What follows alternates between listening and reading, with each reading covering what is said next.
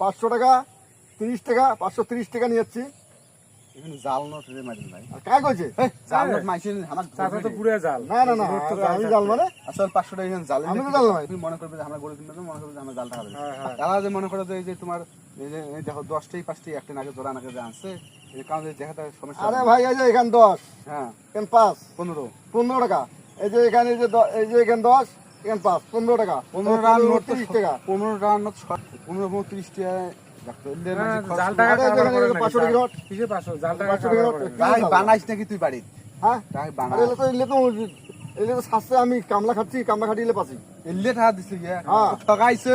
কে মুখ ঠকায়? হ্যাঁ এই যে দেখো 10টা নোট 5টা নোট জোড়া নাকে দিছে 30 টাকা। এখন 500 টাকা জাল না, তুই তো চিনতে হবে না। আরে ওই যে ওরা ভালো লোক তো কাম করার পরে এলে টাকা দিছে। তাহলে বুঝিস যে 500 কত? 530 টাকা হাজিরা। 530 টাকা আমার হাজিরা।